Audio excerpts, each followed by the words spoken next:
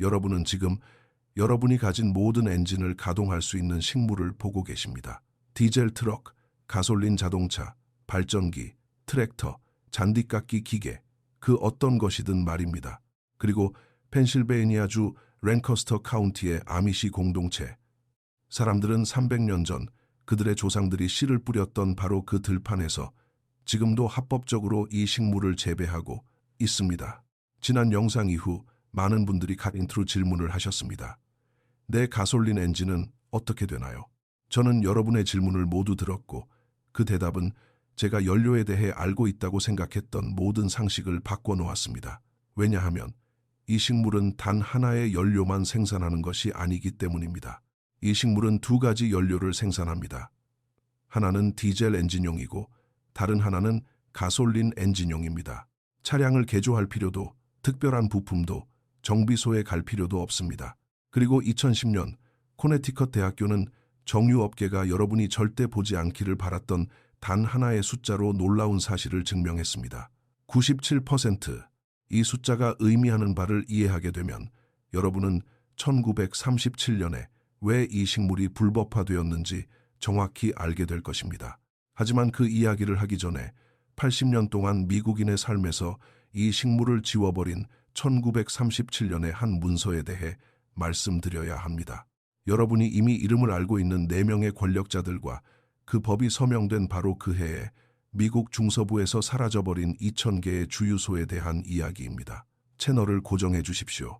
이미 집을 소유하고 있든 평생 씨앗 한 번 심어본 적이 없든 땅을 빌려 쓰고 있든 상관없습니다. 아미시 사람들이 제게 보여준 이 식물의 놀라운 능력은 헛간 하나와 픽업 트럭이 있는 4분의 1.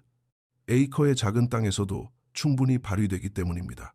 제가 랭커스터 외곽의 이스트 햄프필드 마을을 처음 차로 지나갔을 때 저는 햄프필드라는 표지판을 하마터면 놓칠 뻔했습니다. 그저 이제는 아무도 신경 쓰지 않는 펜실베이니아의 옛날 지명 중 하나일 거라고 생각했죠. 저는 20분을 더 달려 제 친구가 말해준 한 아미시 농부를 만났습니다. 그의 이름은 루벤이었습니다. 조용한 성격에 악수하는 소나귀 힘이 셌던 그는 처음 10분 동안 딱 4마디 정도만 했습니다. 그러더니 그는 저를 헛간 뒤로 데려가 선반에서 유리병 하나를 꺼내고는 식용유처럼 보이는 액체를 소형 디젤 트랙터에 부었습니다. 엔진은 단 한 번의 시도만에 돌아갔습니다. 머뭇거림도 쿨럭거림도 검은 매연도 없었습니다. 저는 시동이 꺼지기를 기다리며 15분 동안 그곳에 서 있었습니다. 하지만 시동은 절대 꺼지지 않았습니다. 제가 그에게 그 연료를 어디서 샀냐고 묻자 그는 랭커스터 카운티에서 가장 멍청한 질문을 들었다는 듯한 표정으로 저를 바라보았습니다. 그는 헛간 뒤의 들판을 가리켰습니다. 내가 직접 키웠소. 그가 말했습니다. 그 순간이 제게 모든 것이 바뀐 순간이었습니다. 그 식물은 대마입니다. 산업용 대마, 즉 칸나비스 사티바입니다. 지금 확실히 짚고 넘어가야 할 것이 있습니다. 환각성 대마초와 산업용 대마 사이의 혼란은 의도적으로 조작된 것이기 때문입니다. 산업용 대마에는 향정신성 화합물인 THC 성분이 1%의 10분의 3 미만으로 들어있습니다. 산업용 대마 집더미, 전체를 통째로 피운다 해도 목만 아플 뿐 아무런 환각 효과도 느끼지 못할 것입니다. 2018년 미국 농업법은 미국 내 어디서나 산업용 대마를 재배, 가공, 운송, 판매하는 것을 연방 차원에서 합법화했습니다. 옥수수만큼 합법적이고 대두만큼 합법적이며 밀만큼 합법적입니다. 하지만 이 연방 법안이 통과되기 전 80년 동안 대마는 마약과 동일하게 취급되었습니다. 그리고 그 이유는 사람들이 마약에 취하는 것과는 완전히 아무런 관련이 없었습니다. 오직 연료와 돈에 관한 문제였습니다. 미국에서 그 누구보다 연료와 돈을 많이 가졌던 사람들을 위해 벌어진 일이었습니다. 먼저 이 식물이 실제로 어떤 역할을 하는지부터 말씀드리겠습니다. 이것을 이해하고 나면 나머지 이야기는 여러분을 참을 수 없이 분노하게 만들 것이기 때문입니다. 대마 씨앗은 무게의 대략 30에서 35%가량의 기름을 함유하고 있습니다. 이 기름은 올리브 오일이나 해바라기 씨 오일을 짤 때 사용하는 것과 같은 단순한 냉압착기로 추출할 수 있습니다. 기름을 얻고 나면 에스테르 교환 반응이라는 기본적인 화학 과정을 통해 바이오 디젤로 변환할 수 있습니다. 대마 씨앗 기름에 메탄올과 촉매 역할을 하는 소량의 양잿물을 섞습니다. 혼합물이 반응을 일으키면 두 개의 층으로 분리됩니다.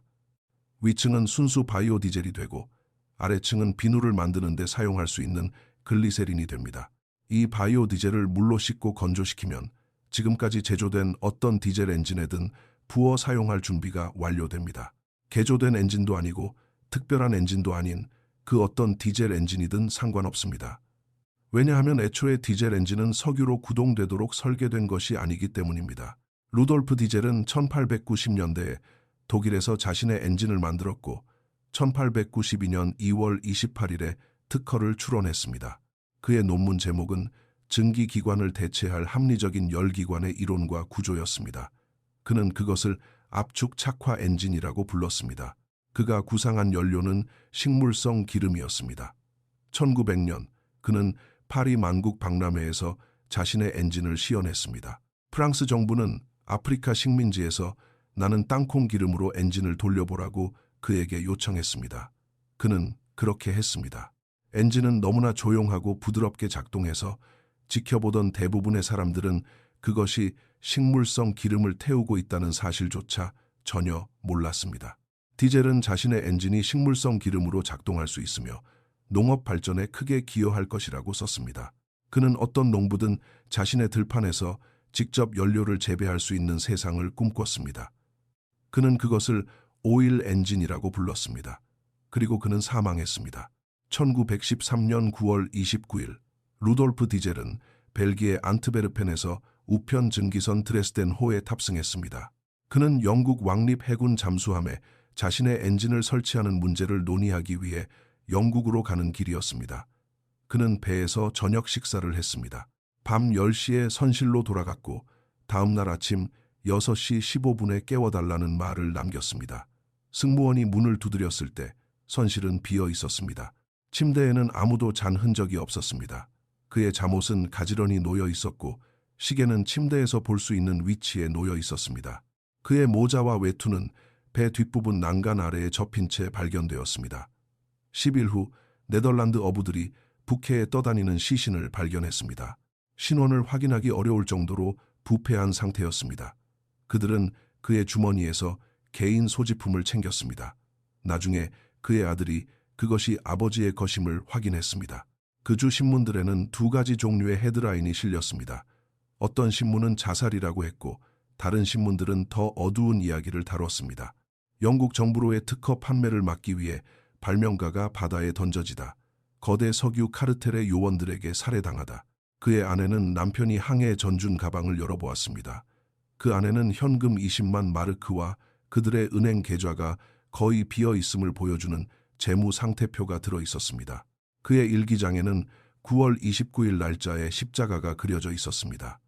그 배에서 무슨 일이 있었는지 우리는 결코 완전한 진실을 알 수 없을지도 모릅니다.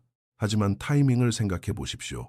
역사상 가장 효율적인 엔진을 발명한 사람, 식물성 기름이 석유만큼 중요해질 것이라고 공개적으로 밝혔던 사람, 영국 해군에게 원유 대신 농작물로 작동하는 엔진을 제공하기 며칠 전이었던 사람이 바다로 사라졌습니다.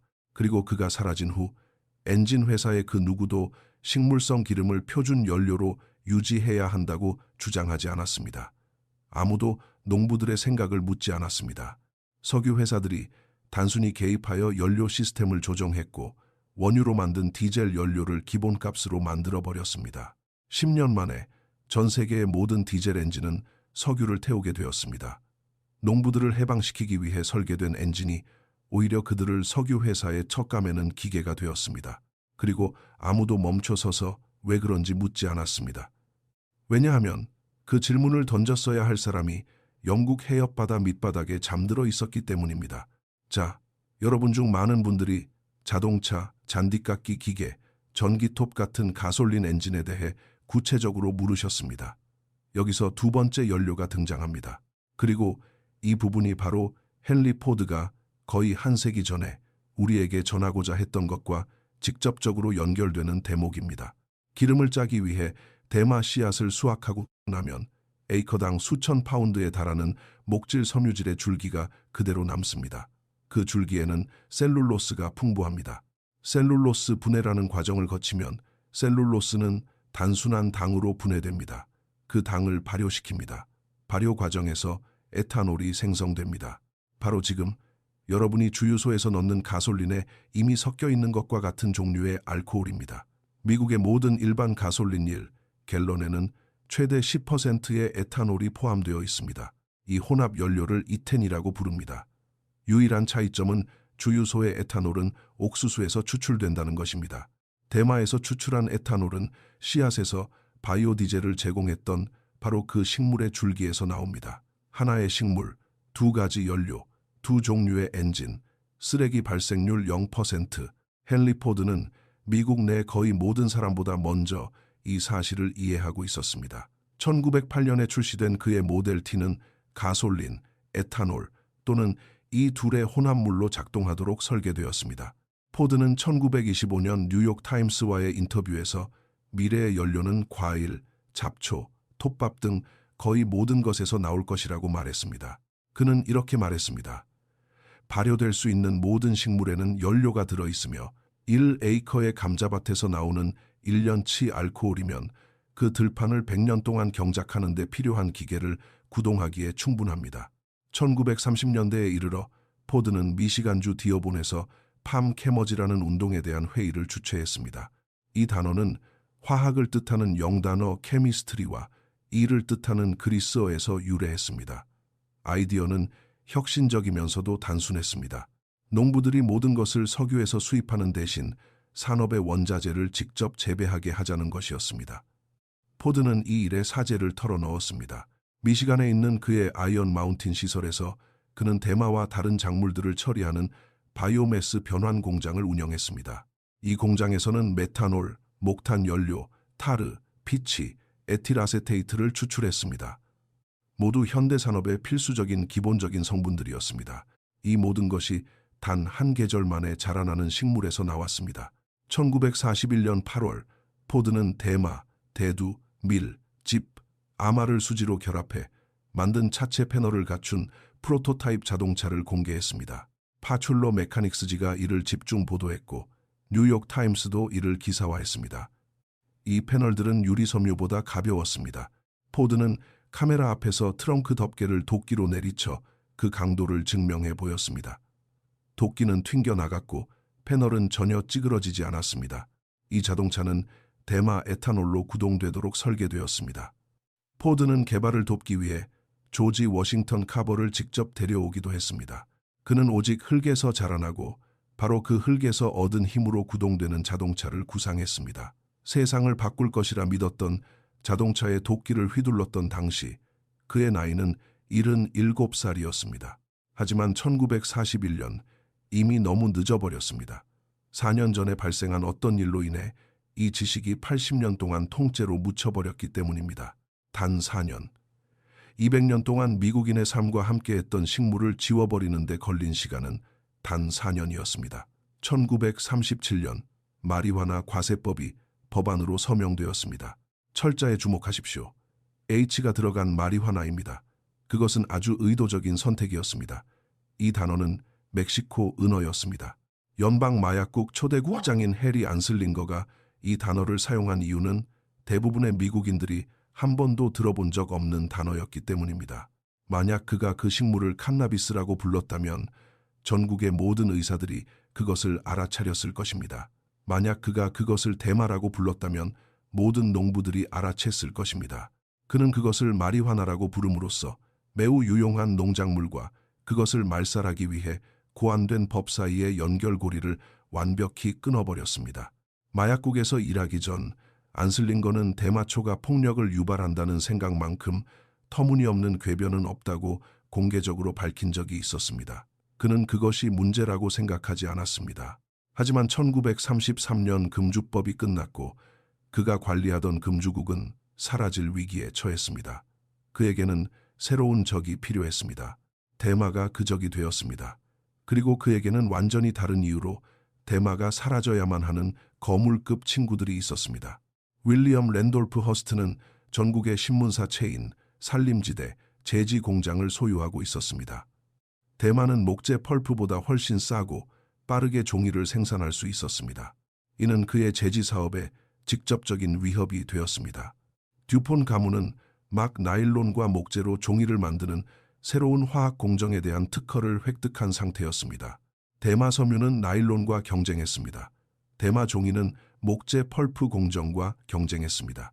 당시 재무장관이자 미국에서 가장 부유한 인물이었던 앤드루 멜런은 듀폰에 막대한 투자를 한 상태였습니다. 멜런은 해리 안슬링거의 장인이기도 했습니다. 그가 직접 안슬링거를 마약국장 자리에 임명했던 것입니다. 그리고 스탠다드 오일이 있었습니다. 석유를 기반으로 세워진 록펠러 제국 말입니다. 연료로서의 대마 기름은 그들이 판매하는 모든 것의 기반을 송두리째 위협했습니다. 이 권력자들은 어둠 속에서 음모를 꾸밀 필요조차 없었습니다. 그들에게는 신문이 있었고 의회가 있었으며 마약국이 있었습니다. 허스트의 신문들은 마리화나를 폭력, 범죄, 인종적 공포와 연결짓는 기사들을 일면에 대서 특필했습니다. 안슬링거는 의학적 근거가 전혀 없는 사례들을 가지고 의회에서 증언했습니다. 미국 의사협회는 윌리엄 우드워드 박사를 보내 이 법안에 맹렬히 반대했습니다. 그는 의회에서 그러한 주장들이 과학적 근거가 없다고 말했습니다. 하지만 그의 증언은 묵살되었습니다. 대중의 관심이 거의 없었던 청문회를 거쳐 1937년 8월 2일 이 법안은 통과되었습니다. 1937년을 미국 에너지 역사상 가장 중요한 해로 만드는 소름 돋는 세부 사항이 바로 여기에 있습니다. 그리고 이를 아는 사람은 거의 없습니다. 바로 그 해 아그롤이라는 연료가 미국 중서부 전역의 2,000개 주유소에서 판매되고 있었습니다. 인디애나주에서 사우스 다코타주에 이르는 2,000개의 주유소 말입니다. 아그롤은 헨리 포드가 주창했던 팜 캐머지 운동의 지원을 받아 캔자스주 애치슨의 한 공장에서 만들어진 에탄올 가솔린 혼합 연료였습니다. 두 가지 혼합 연료가 있었습니다. 아그롤 5는 5에서 7%의 알코올을 함유했습니다. 아그롤 10은 12에서 17.5%의 알코올을 함유했습니다. 이 공장은 화학재단의 자금 지원을 받아 1936년에 문을 열었습니다. 1937년 무렵 중서부의 운전자들은 이 연료를 가득 채워넣고 있었습니다. 홍보책자에는 가득 채워보세요. 만족하실 겁니다. 라고 적혀 있었습니다. 연료는 효과가 있었고 잘 팔렸습니다. 고객들은 다시 찾아왔습니다. 그러자 애치슨 공장의 관리자들은 도저히 무시할 수 없는 일들을 보고하기 시작했습니다. 석유업계의 방해 공작, 시장 조작, 악의적인 내부 암투 등이었습니다. 아그롤은 갤런당 17센트에 팔렸습니다. 유연 가솔린은 16센트에 팔렸습니다. 단 1센트 차이였습니다. 석유업계는 그 가격 차이를 좁힐 수 있었던 모든 세금 감면, 법안에 결사적으로 반대하는 로비를 벌였습니다. 미국 석유협회는 공개적으로 에탄올을 열등한 연료라고 공격했습니다. 1933년부터 1939년 사이 석유 관련 이해 집단은 알코올 연료 혼합을 지원하기 위한 19개의 연방 법안과 31개의 주 법안을 모조리 무산시켰습니다. 미국 석유협회의 대변인 콘거 레이놀즈는 공개적으로 이 운동을 조롱하며 지지자들을 몽상가 화학자들과 탁상 공론 농부들이라고 깎아내렸습니다. 1939년 애치슨 아그롤 공장은 문을 닫았습니다. 2,000개의 주유소가 지도에서 완전히 사라졌습니다. 농부들을 위해 구축된 전체 연료 인프라가 단 3년 만에 지워진 것입니다. 미국 유일의 상업용 식물 연료 네트워크는 죽었습니다. 마리화나 과세법이 대마를 죽인 것과 동일한 24개월이라는 기간 동안 철저히 파괴되었습니다. 같은 전쟁, 같은 시대, 다른 무기, 그리고 완벽하게 같은 승자였습니다. 하지만 단 한 번도 재배를 멈추지 않은 공동체가 있었고 그들은 그 주유소들이 단 하나도 필요하지 않았습니다. 아미시 사람들은 1700년대 초반에 랭커스터 카운티에 정착했습니다. 초기 정착민들은 1710년경부터 대마를 심기 시작했습니다. 1720년대에 이르러 펜실베이니아 총회는 시장에 내놓을 수 있는 대마 1파운드당 장려금을 지급했습니다. 수확되는 대마의 양이 엄청나서 1729년 랭커스터 카운티가 공식적으로 형성되었을 때 그곳에서 재배되는 막대한 양의 대마 때문에 한 마을 전체의 이름이 햄프필드로 명명될 정도였습니다. 1818년 그 마을은 이스트 햄프필드와 웨스트 햄프필드로 나뉘었습니다. 두 이름 모두 오늘날 모든 도로 표지판과 카운티 지도에 그대로 남아 있습니다. 역사가 레스 스타크는 1870년 이전에 랭커스터 카운티 수로를 따라 대마 섬유 가공했던 100개 이상의 수력 방앗간을 문서로 남겼습니다. 에프라타 수도원은 대마를 재배했습니다. 수잔나 라이트도 라이츠 페리 맨션에서 재배했고 에드워드 핸드도 록퍼드 농장에서 재배했습니다. 이 작물은 밧줄, 캔버스, 램프 오일, 종이로 짜여졌습니다. 칸나비스라는 단어 자체도 캔버스에서 유래한 것입니다. 이 식물은 그토록 미국 역사에 필수적이었습니다. 1937년 법이 미국 전역에서 대마를 금지했을 때 아미시 사람들은 그들의 가족이 200년 넘게 재배해온 작물을 잃었습니다. 하지만 그들은 적응했습니다. 그들은 늘 그래왔듯이요. 그들은 담배 재배로 전환했습니다. 낙농업을 확장했습니다. 다른 사람들처럼 옥수수와 대두를 재배했습니다. 하지만 대마가 무엇을 할 수 있는지에 대한 지식은 결코 사라지지 않았습니다. 그것은 아미시 사람들이 지켜온 모든 전통적 지혜를 담고 있는 조용하지만 끈질긴 기억 속에 살아 숨쉬었습니다. 식탁에서, 헛간에서의 대화 속에서, 할아버지에게서 손자에게로 전해졌습니다. 다른 미국인들이 그 식물의 존재 자체를 잊어갈 때 아미시 사람들은 조용히 그 기억을 간직한 채 기다렸습니다. 그들은 인내심이 강한 사람들입니다. 그들은 모든 유행, 모든 일시적 열풍, 변화를 강요하는 정부의 모든 정책을 견뎌냈습니다. 그리고 마침내 때가 왔을 때 그들은 이 나라에 그 누구보다 먼저 준비되어 있었습니다. 2018년 농업법이 대마를 다시 합법화했을 때 랭커스터의 아미시 사람들은 발빠르게 움직였습니다. 바트 타운십의 젊은 아미시 농부 루벤 릴은 자신의 지하실에서 랭커스터 카운티 칸나비스라는 회사를 설립했습니다. 그는 CBD 꽃 1파운드와 소수의 상점을 상대로 시작했습니다. 4년 만에 그는 카운티 전역의 아미시 재배자들과 계약을 맺었습니다. 2023년까지 그의 사업체는 5만 파운드의 대마 제품을 유통했습니다. 그는 농약이나 화학 비료를 일절 사용하지 않는 농부들과 일합니다. 그들은 말이 끄는 장비를 사용해 대부분의 농작물을 손으로 수확합니다. 가공하는데 전기도 필요하지 않습니다. 그리고 그 뛰어난 품질 덕분에 캘리포니아와 중서부의 바이어들로부터 최고급 프리미엄 가격을 받습니다. 아미시 사람들은 이 식물이 무엇을 할 수 있는지 알려주기 위해 정부 프로그램이나 대학의 예비 연구 따위는 필요하지 않았습니다. 그들은 이미 알고 있었습니다. 300년 동안이나 몸으로 알고 있었던 것입니다. 자, 만약 여러분이 이미 집을 소유하고 있고 이것이 농장이 있거나 기초부터 직접 짓는 사람들에게만 해당되는 이야기라고 생각하신다면 제 말에 계속 귀를 기울여 주십시오. 이 다음 부분은 특별히 여러분을 위한 것이니까요. 40에이커의 거대한 땅은 필요 없습니다. 헛간도 필요 없습니다. 지금 당장 평범한 사유지에서 실행할 수 있는 방법은 다음과 같습니다. 만약 디젤 엔진을 장착한 트럭, 트랙터, 발전기, 워터펌프 등을 소유하고 있다면 오늘 당장 대마씨 기름으로 만든 바이오 디젤로 가동할 수 있습니다. 대량으로 냉압착 대마씨 기름을 구매합니다. 그리고 $300 미만으로 중고 전기 온수기를 개조해 만든 반응기 안에서 메탄올과 양잿물을 섞습니다. 제작 도면은 인터넷에서 무료로 구할 수 있습니다. 2010년 코네티컷 대학교는 바로 이 화학적 과정을 실험했습니다. 리처드 파네스 교수와 그의 팀은 버진 대마씨 오일을 사용하여 바이오 연료 연구소에서 표준 에스테르 교환 반응을 거쳤습니다. 대마 기름의 97%가 바이오 디젤로 변환되었습니다. 90도, 93도 아닌 97%입니다. 이는 모든 실험실 테스트를 통과했습니다. 미국 및 유럽의 바이오 디젤 품질 표준을 완벽히 충족했습니다. 그리고 아무도 예상하지 못한 놀라운 결과를 보여주었습니다. 추운 날씨에서 탁월한 성능을 발휘한 것입니다.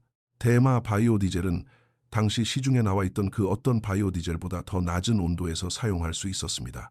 파네스 교수는 기자들에게 만약 누군가가 이미 대마를 재배하고 있다면 오직 그 씨앗만으로도 농장 전체를 가동할 수 있는 충분한 연료를 생산할 수 있을 것이라고 말했습니다. 단 하나의 작물, 앞찾기 한 대, 반응기 한 대, 여러분의 엔진을 위한 완벽한 에너지 독립이 이루어지는 것입니다. 대마 에탄올은 과정이 좀 더 복잡하지만 완전히 실제하며 완전히 합법적입니다. 연방정부의 주류 담배 조세, 무역국을 통해 무료로 연료 알코올 허가증을 발급받을 수 있습니다. 신청하고 승인을 받으면 여러분의 사유지에서 모터 연료로 사용할 에탄올을 합법적으로 증류할 수 있습니다. 여러분은 마실 술을 만드는 것이 아닙니다. 동력 연료를 만드는 것입니다. 필요한 장비는 소형 증류기와 발효 탱크입니다. 사람들은 이것들을 자신의 차고에 만듭니다.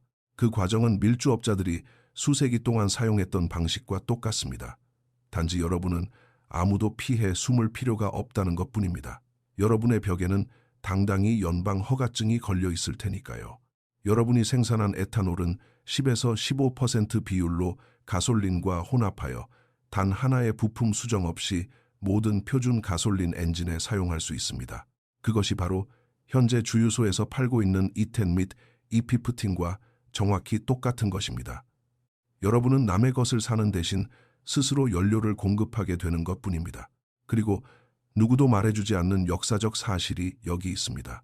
브라질에서는 이미 1970년대에 이 방법을 터득했습니다. 브라질의 자동차들은 최대 24%의 에탄올이 포함된 혼합 연료로 달렸습니다. 수백만 대의 차량이 수십 년 동안 사용했지만 엔진 고장은 단 한 건도 없었습니다. 이 기술은 실험적인 것이 아닙니다. 이미 완벽히 검증되었습니다. 다른 나라에서 이미 50년 동안 증명된 것입니다. 미국에 부족했던 유일한 것은 그 작물을 재배할 수 있는 합법적인 권리뿐이었습니다. 이제 여러분은 그 권리를 다시 찾았습니다. 수확량 계산은 이렇습니다. 1에이커의 대마밭에서는 대략 700파운드의 씨앗이 생산됩니다. 그것을 압착하면 약 22갤런의 기름이 나오고 이는 다시 약 20갤런의 바이오 디젤로 변환됩니다. 이는 디젤 발전기를 몇 주 동안 가동하거나 파종기 내내 농장 트랙터를 멈추지 않고 굴리기에 충분한 양입니다. 같은 1에이커의 땅에서 5,000파운드 이상의 줄기도 얻을 수 있습니다. 이 줄기들은 발효와 증류를 통해 셀룰로스계 에탄올을 만들어냅니다. 씨앗에서 나오는 바이오 디젤과 줄기에서 나오는 에탄올을 통해 1에이커의 대마는 단 한 번의 수확으로 두 가지 종류의 엔진 모두의 동력을 공급합니다. 자, 1937년에 무슨 일이 있었는지, 그리고 왜 단 1년 만에 중서부에서 2,000개의 주유소가 사라졌는지 보여드리기 전에 안내해드릴 곳이 있습니다. 왜냐하면 제가 대마보다 더 많이 받는 질문은 바로 이것이기 때문입니다. 이 모든 정보를 어디서 한 번에 볼 수 있나요? 난로, 벽, 급수 시스템, 연료까지. 제가 이 채널에서 다룬 모든 아미시 사람들의 방식, 그리고 여러분이 이미 소유한 집을 위한 정확한 재료와 수량, 단계들을 하나로 묶어 놓았습니다. 그 이름은 아미시 홈 시스템입니다. 설명란에 링크가 있습니다.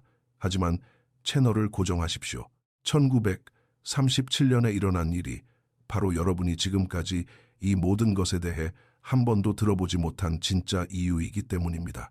그리고 그 배후에 있는 인물은 여러분이 이미 너무나 잘 아는 이름입니다. 5에이커 규모로 땅을 늘리면 실질적이고 의미 있는 연료 생산이 가능해집니다. 10에이커면 소규모 농장의 완벽한 에너지 자급자족에 가까워집니다. 오스트리아 농부들은 이미 몇 년 전에 씨앗 기름 협동조합을 통해 이를 깨달았습니다. 그들은 카놀라와 해바라기를 압착해 직접 자신의 트럭과 트랙터를 위한 바이오 디젤을 만듭니다. 그들은 거대 석유 회사의 허락을 구하지 않습니다. 미국의 토지 소유자가 대마를 이용해 그와 똑같은 일을 하는 것을 막을 수 있는 것은 이 세상에 아무것도 없습니다. 이 식물이 할 수 있는 일에 대해 80년 동안 의도적으로 강요된 침묵만 빼고 말입니다. 그리고 이것이 제가 지금까지 꾹 아껴두었던 이야기로 이어집니다. 지금은 거의 아무도 열어보지 않는 낡은 잡지 보관소에서 제가 직접 발견한 자료입니다.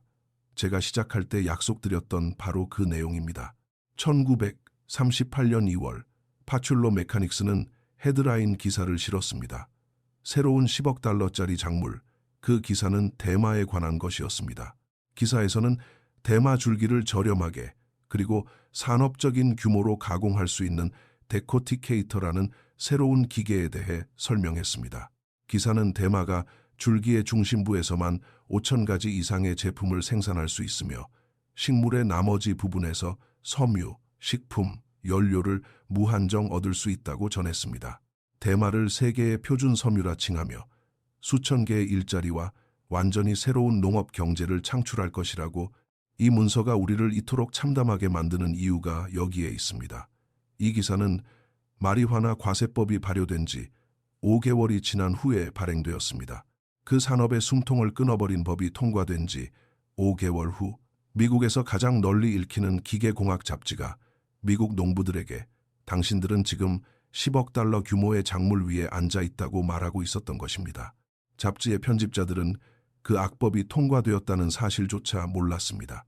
안슬링거와 그의 권력자 동맹들이 그 사실을 얼마나 쥐도 새도 모르게 묻어버렸는지 보여주는 소름 돋는 대목입니다. 기사가 가판대에 나왔을 때 기사가 그토록 극찬했던 작물을 재배하는 것은 이미 불법이었습니다. 미래의 산업이 스스로의 장례식장에서 발표되었고 그 자리에 있던 누구도 그 사실을 몰랐던 것입니다. 그 타이밍은 우연이 아니었습니다. 필연적인 결과였습니다. 법을 만든 사람들은 자신들이 무엇에 숨통을 끊고 있는지 정확히 알고 있었습니다. 그들은 그저 너무 늦어버릴 때까지 이 나라의 선량한 사람들이 그 사실을 눈치채지 못하도록 확실히 손을 썼을 뿐입니다. 무려 80년이나 늦어버렸습니다. 2018년 미국 농업법이라는 종이 한 장이 1937년에 4명의 권력자들이 한 만행을 조용히 되돌릴 때까지 말입니다. 그리고 애석하게도 이 사실 역시 눈치챈 사람은 거의 없었습니다. 아미시 사람들은 그 기사를 읽지 않았습니다. 그들은 헨리 포드의 팜캐머지 회의나 코네티컷 대학의 파네스 연구소에 가지도 않았습니다. 그들은 독립혁명 이전부터 묵묵히 재배해온 식물을 이해하기 위해 그 누구의 허락도 증명도 필요하지 않았습니다. 그들은 모든 것을 간직하는 방식 그대로 그 지식을 지켜냈습니다. 아무도 일기장에 적거나 논문으로 발표하지 않은 채 다음 세대로 조용히 그리고 실질적으로 전수했습니다. 루돌프 디젤은 식물성 기름을 위한 엔진을 설계하고 영국 해군에 넘기기도 전에 배에서 실종되었습니다. 헨리 포드는 대마로 자동차를 만들고 대마 연료로 달리게 했지만 법안이 그 두 가지를 모두 압살하는 것을 무력하게 지켜봐야 했습니다. 2,000개의 아그롤 주유소는 중서부 운전자들에게 식물성 연료를 판매했지만 악의적인 방해 공작으로 인해 문을 닫아야 했습니다. 한 잡지는 법이 그것을 완전히 매장한 지 5개월 후에 미국 대중에게 10억 달러짜리 작물에 대해 알렸습니다. 그리고 그 80년의 칠흑 같은 침묵 속에서도 아미시 사람들은 계속 씨를 뿌렸습니다. 여러분은 이 모든 것을 결코 알지 못했어야 했습니다. 그 놀라운 97%도 2,000개의 주유소도 장례식이 끝난 뒤에야 도착한 잡지도 식물성 오일에서 도난당해 석유 카르텔의 손에 넘어간 그 엔진도 말입니다. 권력자들은 여러분이 계속 주유소로 차를 몰고 가서 매년 겨울마다 치솟는 가스 가격을 지켜보며 도대체 누가 세상이 이렇게 되도록 결정했는지 절대 묻지 않기를 바랐습니다. 하지만 아미시 사람들은 300년 전에 그 질문을 던졌고 작은 씨앗 하나로 그 해답을 찾았습니다. 만약 여러분이 누군가의 거대한 이익을 보호하기 위해 진실된 지식이 조용히 밀려났다고 믿는 분이라면 다음에 무엇을 해야 할지 이미 알고 계실 것입니다. 저는 여러분의 이야기를 듣고 싶습니다. 만약 이번 시즌에 1에이커의 대마를 재배할 수 있다면 어디에 가장 먼저 연료를 넣으시겠습니까? 여러분의 트럭입니까? 트랙터입니까? 아니면 발전기입니까? 댓글로 남겨주십시오. 저는 댓글을 하나하나 다 읽어보며 여러분의 소중한 답변이 다음번에 저희가 다룰 주제를 결정하게 됩니다. 구독 버튼을 눌러주십시오. 저를 위해서가 아니라 여러분에게 다가올 미래를 위해서 말입니다. 왜냐하면 다음 영상에서는 아미시 사람들이 이 식물에서 연료로 태워지지 않는 부분을 가지고 과연 무엇을 만들어내는지 보여드릴 것이기 때문입니다. 그리고 그것이 위협하는 산업은 심지어 거대 석유 카르텔보다도 훨씬 더 거대하기 때문입니다.